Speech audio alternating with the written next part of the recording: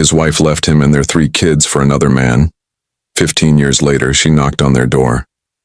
"David, I can't do this anymore. I need more than this life. Don't try to find me." Those were the 20 words Clara Miller scrawled on a piece of notebook paper before abandoning her husband and 3 children 15 years ago, choosing a rich man's promises over her family's love. She had no idea that the broken man she left behind would transform into someone who could look her in the eye when she returned desperate and homeless, and deliver the most devastating lesson about consequences of actions in family history.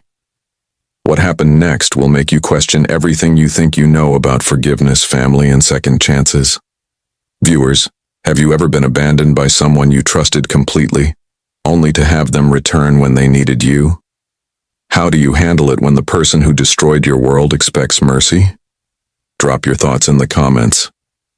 But before we get to that life-changing moment when Clara knocked on David's door after 15 years of silence, we need to go back and understand what really happened in that small house on Maple Street, where a family of 5 was about to become a family of 4, in the most devastating way possible. The morning started like any other Thursday in the Miller household. David was already dressed in his navy blue work shirt with Miller's Auto Repair, stitched across the pocket, sipping black coffee while reviewing invoices at the kitchen table. The smell of motor oil still clung to his fingernails despite his thorough scrubbing the night before. 7-year-old Ethan was practicing his spelling words, mouthing them silently while his cereal grew soggy. 5-year-old Sophie was having an animated conversation with her stuffed elephant about whether elephants could fly. And 1-year-old Noah was babbling happily in his high chair, throwing Cheerios with the precision of a tiny artillery expert. Clara moved through the morning routine like a ghost. She prepared lunches without speaking, tied Sophie's shoes without smiling, and barely acknowledged David's kiss on her cheek as he headed out the door. "See you tonight, honey. Mrs. Patterson said she'd watch Noah while you take the kids to soccer practice." Clara mumbled, not looking up from the dishes. David paused at the doorway, studying his wife's reflection in the kitchen window.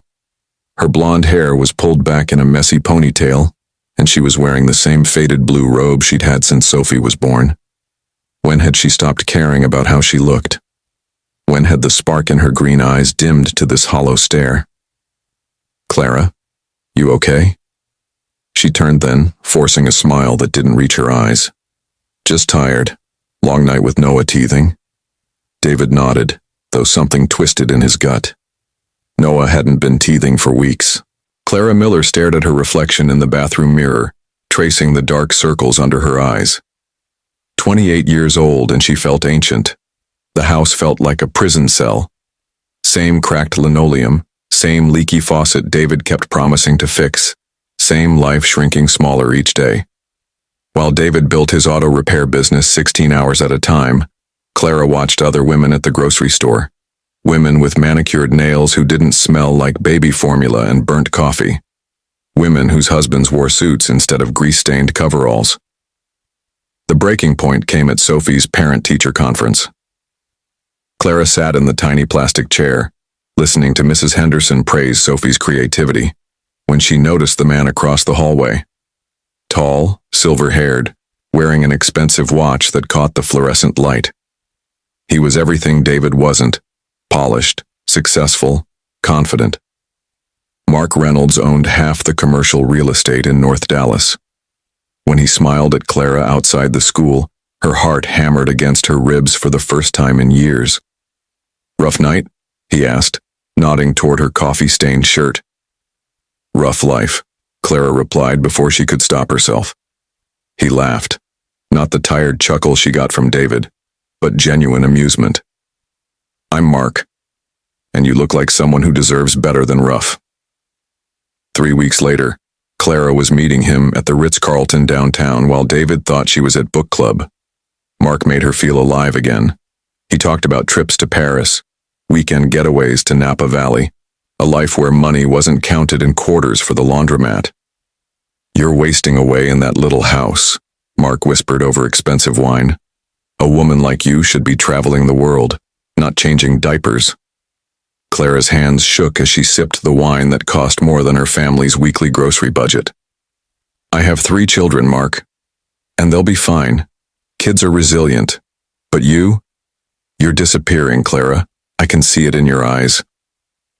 The affair consumed her, not knowing that he is a player. Secret phone calls during nap time. Lies that rolled off her tongue like prayers. David noticed her distraction but attributed it to exhaustion. He worked even harder, trying to build the financial security he thought she needed. Clara's guilt twisted into resentment. Every time David kissed her forehead or brought her flowers from the gas station, she felt trapped.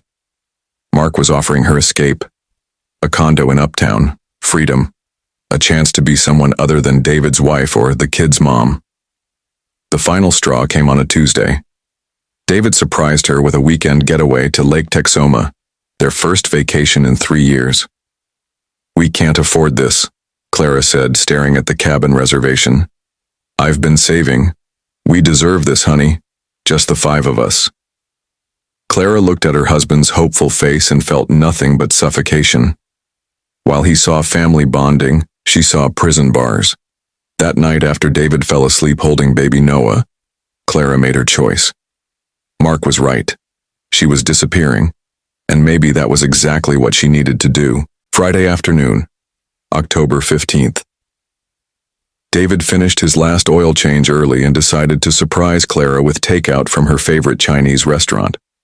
The autumn wind carried the scent of burning leaves as he pulled into their driveway, plastic bags of sweet and sour chicken swinging from his wrist.